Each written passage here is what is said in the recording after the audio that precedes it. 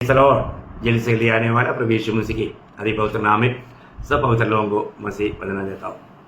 प्रभु क्या निग्रह है। पिछले हफ्ता में हम लोग परिशुद्ध पौलुस का एक बहुत बड़ा गवाही सुन रहा था, है ना। आपको याद है, हम लोग हमारे पास मिला हुआ समय को सही इस्तेमाल करने के लिए आलतू फालतू बातों में ना जाते हुए विषय की ओर आता है। आपको याद होगा, पौलुस कहता है, मैं क्रूस पर चढ़ाए हुआ मसीह का प्रचार करता हूं। देखिए, बहुत बड़ी बात है ना। उसको मालूम है ये यहूदियों के लिए एक ठोकर है, यूनानी या अन्य जातियों के लिए ये मूर्खता है, परंतु वो बहुत अभिमान के साथ, बहुत आनंद के साथ, बहुत खुशी के साथ बोलता है, मैं क्रूस पर चढ़ाया हुआ मसीह का प्रचार करता हूं। कितना श्रेष्ठ बात है प्रियो, हमारे लिए एक कितना प्रोत्साहन की वजह है। तो उसका कारण पौलुस एक बात इसलिए बताया कि ये प्रभु का आज्ञा था, जा करके सारे लोगों को ये बात बताना करके। हम लोग पिछला हफ्ता में लूका का समाचार 24 अध्याय का 46-47 वचन में हम लोगों ने देखा था। अभी उसमें वापस जाने का जरूरत अभी नहीं। दूसरा, आज मैं दूसरा पॉइंट आपको ये बताना चाहूंगा कि ये जो मृत्यु जो है भविष्यद्वक्ताओं के द्वारा कहा हुआ भविष्यवाणी था। यीशु मसीह का हर एक बात भविष्यता लोग पहले से बताया था करके हमको मालूम है ना। यीशु मसीह का जन्म वो मीका नबी ने मीका 5:2 में पहले से बोला, वो बेथलेहम में जन्म होगा। और वो कैसे जन्म होगा, यशायाह 7:14 में यशायाह ने बोला, वो एक कुंवारी के द्वारा वो जन्म होगा, है ना। यीशु मसीह का एक एक बातें भविष्यद्वक्ताओं ने कहा हुआ भविष्यवाणी के अनुसार हुआ है। अभी ये मृत्यु के बारे में भी मतलब यीशु मसीह कई बार चेलों को बताया, परंतु चेलों को यीशु मसीह बताने से पहले ये मृत्यु के बारे में भविष्यद्वक्ता लोगों ने पहले ही भविष्यवाणी किया हुआ था, है ना। ये बात यीशु मसीह उन भविष्यद्वक्ताओं का बात को लेकर के लूका का सुसमाचार 18 अध्याय उसका 31 से 33 तक का वचनों में वो कहता है, फिर उसने 12 को साथ ले जाकर उनसे कहा, देखो हम यरूशलेम को चाहते हैं और जितनी बातें मनुष्य के पुत्र के विषय में भविष्य वक्ताओं के द्वारा लिखी गई है, देखा भविष्यद्वक्ताओं के द्वारा लिखी गई है, ये सब पूरी होगी। हाँ प्रियो, एक बात जानना, प्रभु यीशु मसीह के बारे में भविष्यद्वक्ता लोगों ने बताया हुआ हर एक बात, एक भी बात अधूरा नहीं रहा। यीशु मसीह को जिस दिन क्रूस पर चढ़ाया गया उसी 24 घंटे के अंदर 25 भविष्यवाणी पूरा हुआ करके हम बाइबल में देखते हैं। बहुत अद्भुत बात है। एक एक बात एकदम समय के अनुसार प्रभु में पूरा हुआ। प्रियो, पूरा यूनिवर्स को चलाने वाला महान प्रभु को ये कोई दिक्कत की बात है क्या? कभी नहीं। हमारा प्रभु आदि में अंत जानता है, वही एकमात्र सच्चा जीवित परमेश्वर है ना।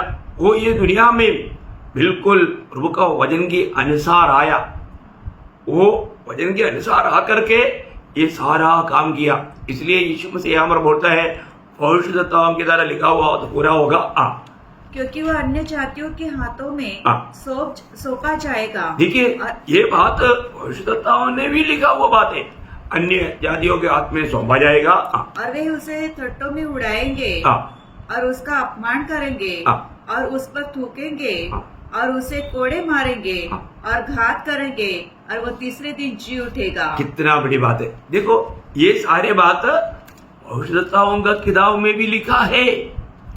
कितना अनमोल बात है प्रियो, कितना अनमोल बात है। प्रभु का बारे में लिखा हुआ एक भी बात अधूरा रख करके नहीं गया। यीशु मसीह की पहला आगमन में जो भी बात लिखा गया था वो सारे बात प्रभु ने पूरा किया। इसलिए यीशु मसीह मत्ती 5 अध्याय का 17 वचन में प्रभु ने चेलों को खाने के टाइम मतलब बोला, मैं व्यवस्था हटाने के लिए नहीं आया, फिर किस लिए आया? 5 अध्याय का 17 वचन, क्योंकि मैं तुमसे यह न समझो कि मैं व्यवस्था या भविष्य वक्ताओं की पुस्तक को लोप करने आया हूँ।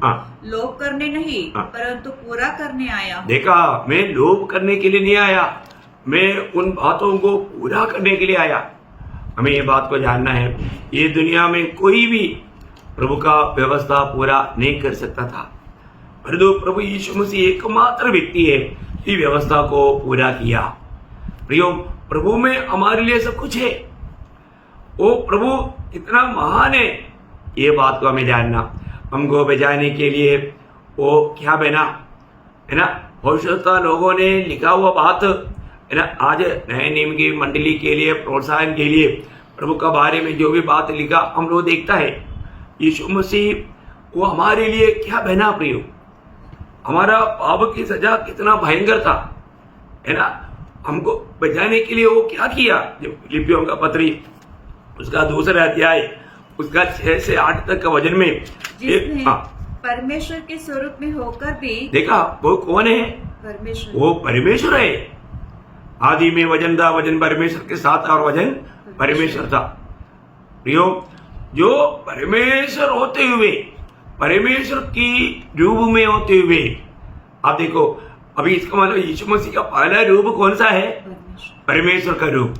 देखिए वो परमेश्वर का रूप में रहने वाला प्रभु क्या किया, परमेश्वर के तुल्य होने को अपने वश में रखने की वस्तु न समझा, वरन अपने आप को ऐसा शून्य कर दिया और दास का रूप धारण किया। देखा, दास का रूप, या वहां पर हमें गुलाम जानना चाहिए, है ना। लेकिन वो गुलाम के रूप में आने से पहले वो मनुष्य का रूप धारण किया। एक्चुअली वो उसका लिखने का बातों में आया हुआ थोड़ा आगे पीछे हो गया, थोड़ा आगे पढ़ना।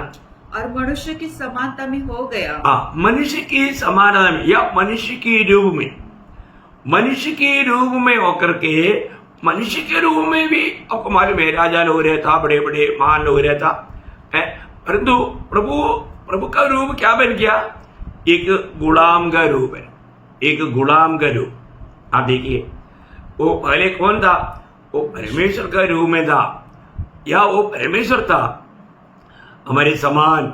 वो किस लिए, हमको बचाने के लिए। आपको सबको मालूम है जब इब्रानियों के पत्री में उसका 2 अध्याय का 14-15 वचन में लिखा है, इसलिए जबकि लड़के मांस और लोगों के भागी है, तो आप भी उनके समान उनका सहभागी हो गया। देखा, उनके समान उनकी सहभागी हो गया, है ना। कितना अनमोल बात है प्रियो। और उसका 2 अध्याय का 17-18 वचन, इब्रानियों 2 अध्याय। इस कारण उसको चाहिए था कि सब बातों में अपने भाइयों के समान बने। देखा, सब बातों में हमारे भाइयों के समान बने, मतलब हमारे समान बनने के लिए वो परमेश्वर में रहने वाला, परमेश्वर के रूप में रहने वाला, वो उस अवस्था से नीचे आया। देखा, आज एक सच्चा मसीह व्यक्ति में पाना चाहिए वो गुण, ये नम्रता है प्रियो, ये नम्रता है। यीशु मसीह कितना अपने आप को नम्र करते गया, आज हमारे जीवन में वो नम्रता है कि नहीं, ये बात को हमें परखना है। मसीहत की बढ़ोतरी वो नम्रता में प्रकट होना चाहिए। यीशु मसीह यहाँ तक नम्र बना, उसका फिलिपियों 2 अध्याय का 8 वचन में हम लोग देखता है, और मनुष्य के रूप में प्रकट होकर अपने आप को दीन किया और यहाँ तक आज्ञाकारी रहा। देखो, अपने आप को दीन किया, यहाँ तक आज्ञाकारी रहा कि मृत्यु, हाँ क्रूस की मृत्यु भी सह ली। कितना अद्भुत बात है प्रियो। आप सोचिए, उस क्रूस की मृत्यु के समय में उसका रूप कैसा था मालूम है, वो भी भविष्यवक्ता ने लिखा है, 52 अध्याय का 14 वचन।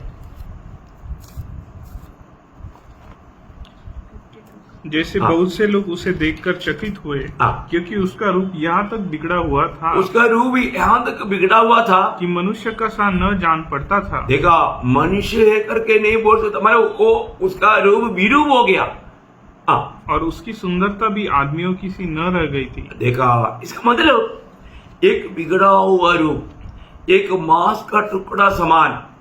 आप देखिए प्रियो, ये क्या बताता है, हमारा पाप का भयानकता, हमारा पाप का भार उठाने वाला प्रभु को क्या बनना पड़ा, है, उसकी अवस्था क्या बना। आप देखो प्रियो, इतना महान प्यार को, इसलिए इब्रानियों 2 अध्याय का 3-4 में लिखा है ना, इतना बड़ा उद्धार परमेश्वर ने इतना महान उद्धार तैयार किया।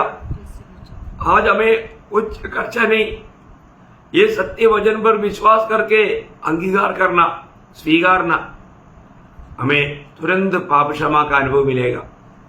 मैं आपको बताना चाहता हूं, एक व्यक्ति के जीवन का सबसे श्रेष्ठ फायदामंद बात, आनंदमय बात उनका उद्धार है। उनको अपनी पाप क्षमा पाना, अनंत जीवन पाना, इससे बढ़कर के आनंद के बाद कुछ भी नहीं प्रियो। हमें ये सब दिलाने के लिए प्रभु यीशु मसीह ये दुनिया में आया और हमारा पाप की सजा अपने ऊपर उठाया। और आपको मालूम है, ये दुनिया में आने के समय में यीशु मसीह की अवस्था के बारे में जब यशायाह, आपको मालूम है, यशायाह भविष्यवक्ता पुराना नियम का सुसमाचार बताता है, खास करके उसका 53 अध्याय पूर्ण रूप में यीशु मसीह हमारे लिए कैसा कैसा पाप का सजा उड़ाया, उसका एक बड़ा चित्र है। उस 53 अध्याय का उसका 9 वचन पढ़ना, उसका भी पाठ। उसने किसी प्रकार का उपद्रव न किया था और उसके मुंह से कभी छल की बात नहीं निकली थी।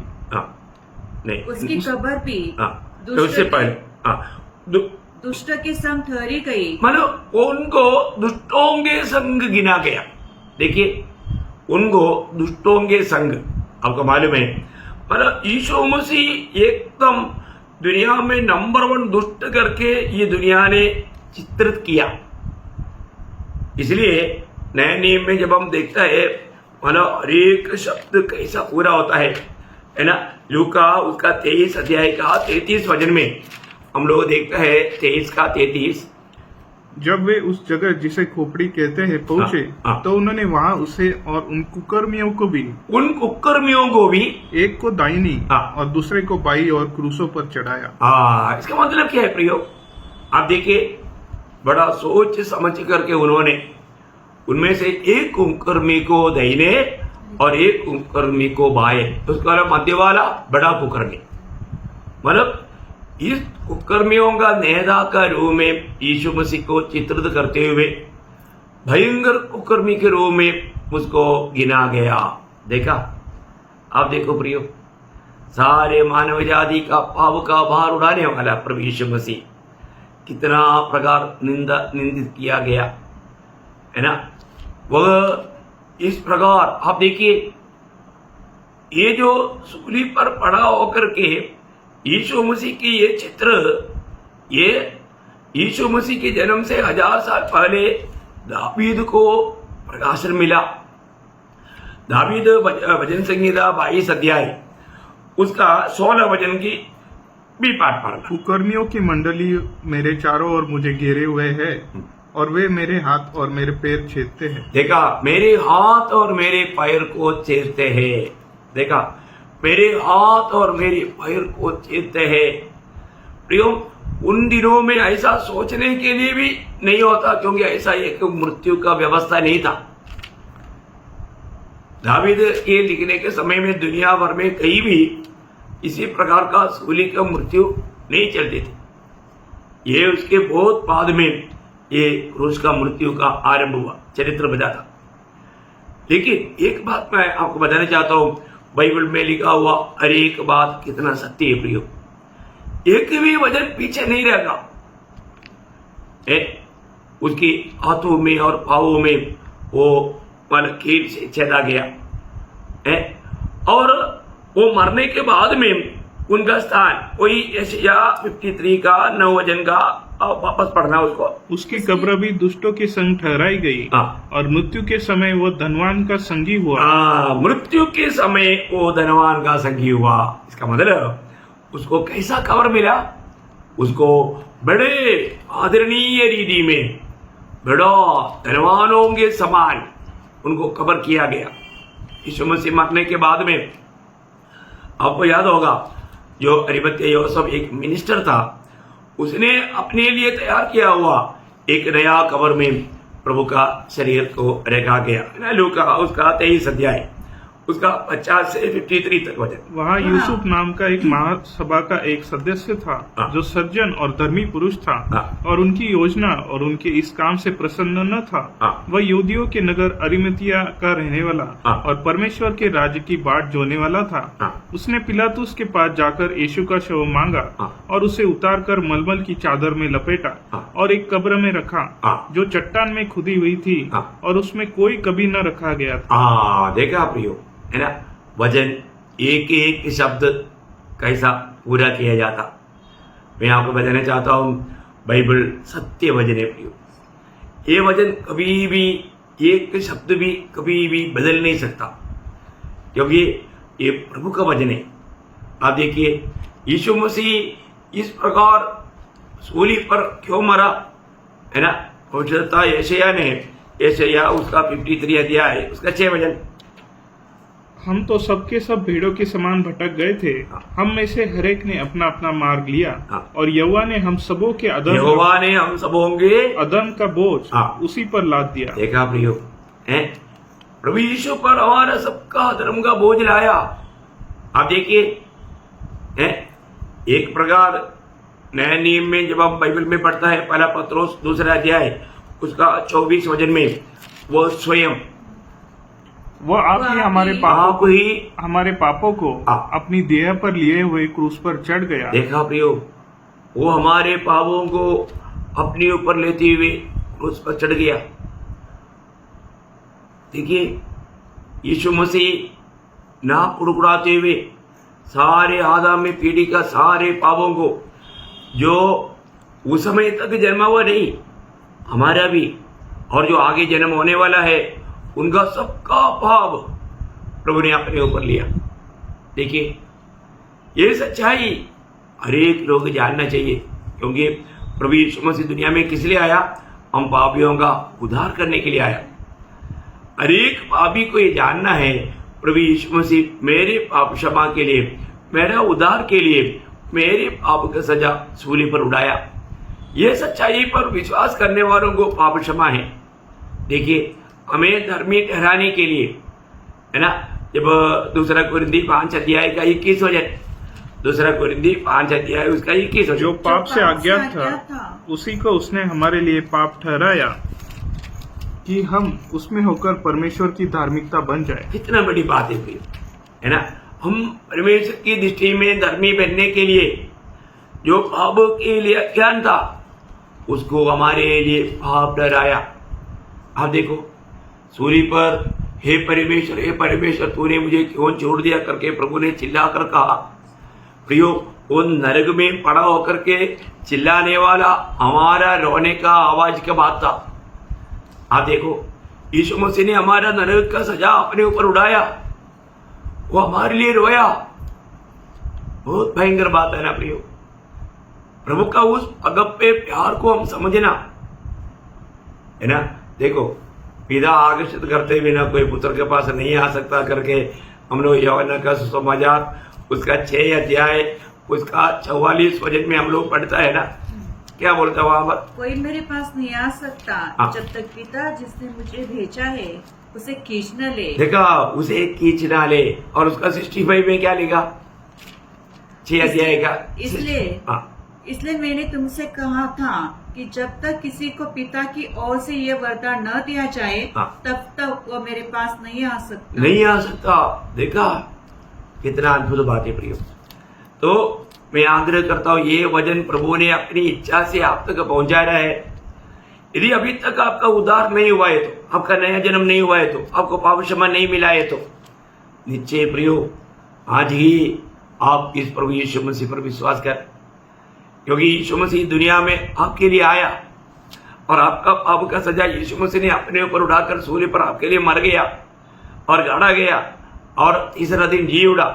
क्योंकि यीशु मसीह का ये दुनिया में आना और ये मृत्यु सहना ये सब सारे आदमी पीढ़ी के लोगों के लिए था। ये सच्चाई जो भी विश्वास करेगा उसको पाप क्षमा का अनुभव मिलेगा, नए जन्म का अनुभव मिलेगा, वो मतलब परमेश्वर का संतान बन जाएगा। कितना बड़ा पद भी है। जो प्रभु का बारे में जो भी लिखा, जब पहला कुरिन्थी 15 अध्याय उसका 3-4 वचन, पहला कुरिन्थी 15 अध्याय उसका 3-4 वचन, यहाँ पर पौलुस कोरिन्थ मंडली को समझाता है। इस कारण मैंने सबसे पहले तुम्हें वही बात पहुंचा दी जो मुझे पहुंची थी कि पवित्र शास्त्र के वचन के अनुसार यीशु मसीह हमारे पापों के लिए मर गया और गाड़ा गया और पवित्र शास्त्र के अनुसार तीसरे दिन जी भी उठा। कितना बड़ी बात है प्रिय, ये सब कैसे हुआ? वचन के अनुसार हुआ, पवित्र शास्त्र के अनुसार हुआ। हमें ये बात को जानना प्रियो, प्रभु का वचन पूरा यीशु मसीह में हुआ है। आज इसीलिए हमें सिर्फ हमारा कर्तव्य विश्वास करना है। विश्वास करेगा हमें उसका लाभ मिल सकता है, मिलेगा है। तो इतना अनोखा बात है। यीशु मसीह मृतकों से जी उठने के बाद में भी अपने चेलों को समझाने के टाइम पर अपने जीवन में जो भी बात हुआ, ये मतलब वचन में लिखा हुआ उसके अनुसार है करके समझाने के लिए लूका का सुसमाचार उसका 24 अध्याय उसका 44 वचन पढ़ना। लूका 24 का 44। फिर उसने उनसे कहा, ये मेरी वे बातें हैं जो मैंने तुम्हारे साथ रहते हुए तुमसे कही थी कि अवश्य है कि जितनी बातें मूसा की व्यवस्था, देखा मूसा की व्यवस्था बोलेगा तो पंचग्रंथ है ना, ये बहुत बड़ी बात है ना प्रिय है। तो मूसा की पंचग्रंथ में और भविष्य वक्ताओं, देखो भविष्यवक्ताओं का किताब, भविष्यवक्ताओं का 17 किताब है, वो किताबों में और भजनों की पुस्तकों में, देखा गीतों की किताब।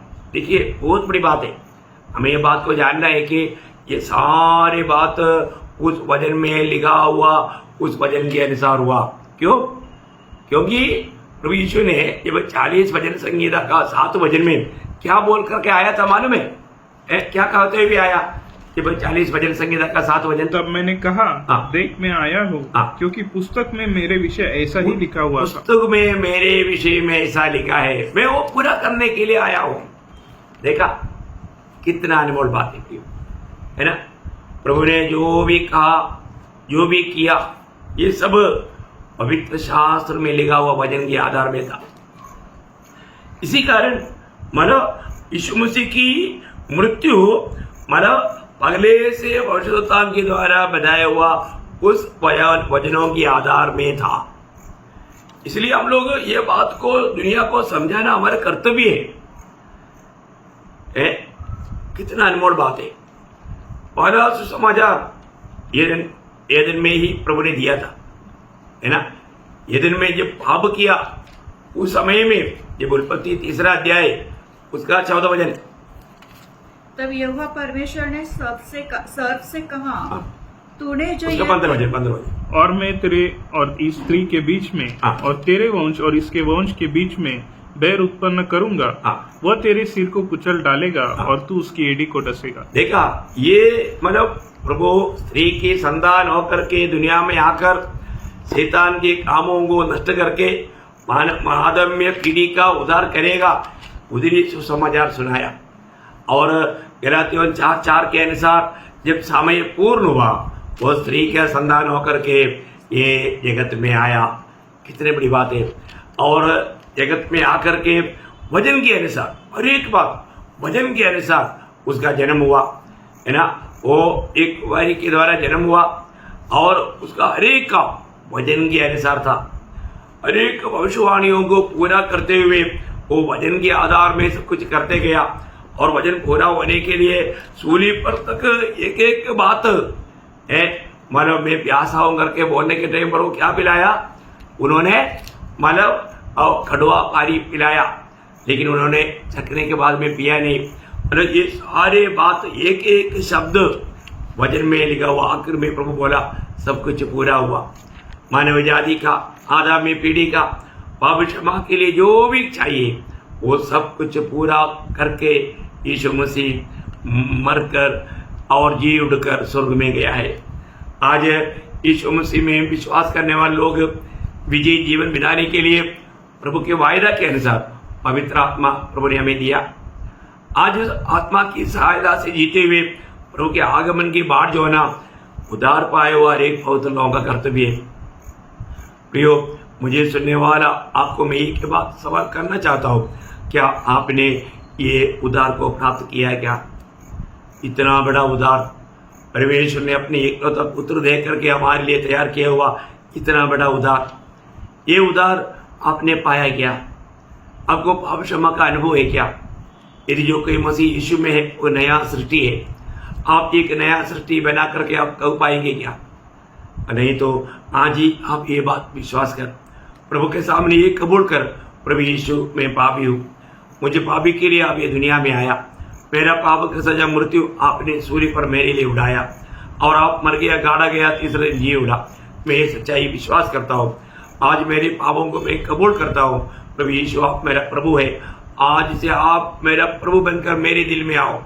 अगर आप सच्चा दिल से आप प्रभु से कहेगा, इसी क्षण आपको पाप क्षमा का अनुभव मिलेगा। बहुत अद्भुत बात है, आपका जीवन बदल जाएगा, आपका नाम जीवन का किताब में लिखा जाएगा, आनंद आग से बह जाएगा। प्रभु की आत्मा आपके साथ रहेगा, प्रभु की आत्मा आपको अगुवाई करेगा, एक आत्मीय जीवन बिता सकेगा। कितना बड़ी बात है। इसलिए प्रेरित पौलुस यहाँ पर ये सूर्य के प्रचार क्यों करता? क्योंकि प्रभु का दासों के द्वारा बाइबल में कहा हुआ उन भविष्यवाणियों को पूरा किया हुआ एक मृत्यु था, प्रभु यीशु मसीह का मृत्यु। वह एक साधारण मृत्यु नहीं था प्रियो, वो मृत्यु का भेद हमें जानना चाहिए।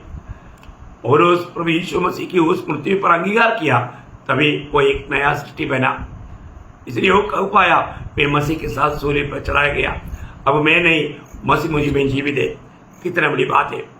आज हमें ये सच्चा विश्वास, प्रभु ने किया हुआ उस मृत्यु का विश्वास हम करने के बाद हम भी ये कह पाएगा, अभी मैं नहीं, मसीह मुझ में जीवित है, मैं मसीह के साथ सूर्य पर चढ़ाया गया। कितना बड़ी बात है, कितना अनमोल बात है। क्या ये अनुभव आपका है क्या? सच्चा दिल से आप कह पाएंगे क्या? आप परखो प्रियो, परखो, है ना। ये सूर्य की मौत का अगला एक बात मानव मैं कल का क्लास में आपको बताऊंगा। आज मैं यहाँ पर समाप्त करना चाहता है। आप भी जरूर इस उद्धार का अनुभव पाकर एक प्रभु का बेटा बेटी बनकर पवित्र जीवन बिताने के लिए प्रभु वचनों के द्वारा आप सबको सहायता करें।